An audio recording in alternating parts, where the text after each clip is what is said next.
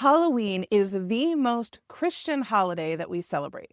There, I said it. Now, before you jump in and start yelling at me, hear me out.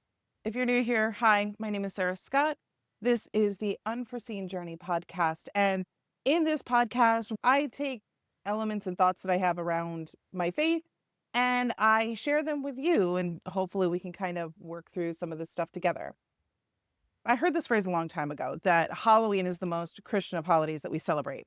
And there are a number of ways that we could really dive into all of that, really looking at the historical context and where it comes from and it being All Hallows Eve and this, that, the other thing. But I've always had sort of a different perspective on that.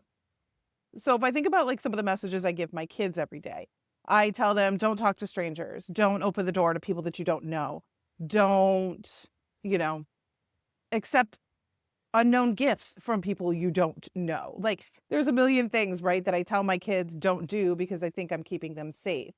I'm also a work at home parent, so I'm home all the time. And when my doorbell randomly rings, one of the things I do, I have this beautiful bay window. I kind of sneak around, I look in the bay window and I look to see who's on my porch.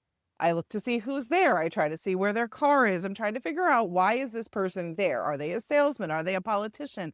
Is it somebody I know? Like there's all these little things, and that is going to determine whether or not I actually open the door for them.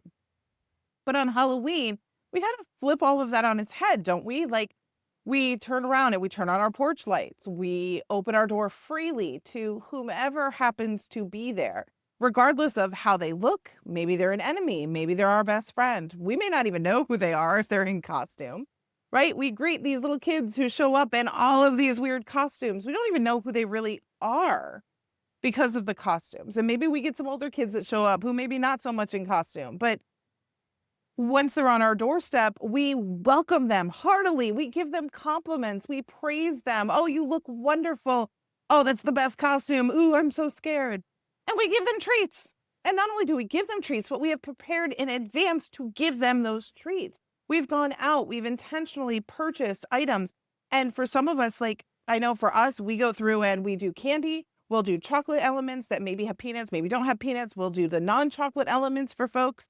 And then we'll do like a non-candy alternative. Personally, I love stickers. Like we get a whole bunch of stickers and we have those. So that way anybody who comes to our door will feel comfortable with a choice that they can take with them.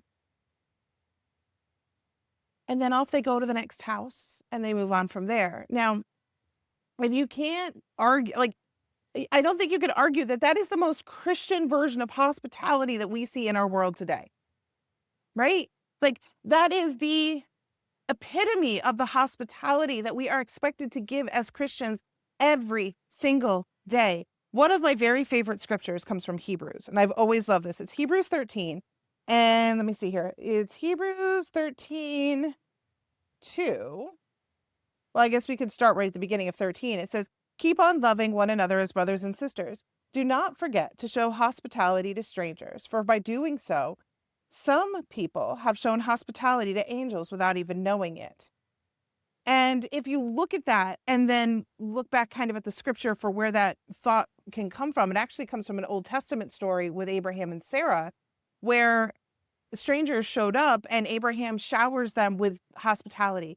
He gives them water. He gives them food. They go out, they kill a fatty calf and they prepare it and serve it to them and they give them someplace to sleep.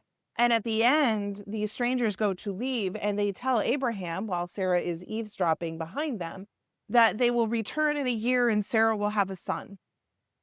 And unbeknownst to them, these were angels that had come to visit them. And so showering them and showing them the hospitality, not knowing who they really were, brought them such an unexpected gift in life. And Halloween gives us the opportunity, or maybe it's the safety net, to allow us to be so hospitable to everyone that comes to our door. So that is why I make the argument that Halloween may be the most Christian of holidays that we celebrate. Now, the question then becomes, though, like, and I struggled with this one a lot, like, how do we take that beyond? Because, November 1st is going to come and roll away from there. And I'm still going to go back to telling my kids to be careful. And I'm still going to go back to telling them to, not talk to strangers, not open the door to people they don't know, and so on and so forth.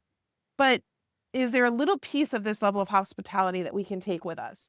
Is it simply we go for walks, and in those walks, we take the time to actually greet our neighbors? Do we spend some time, maybe it's just sitting on our front porch saying hi? Is it that we, I don't know, drop a surprising gift in the mail to somebody, a card, a sticker, whatever?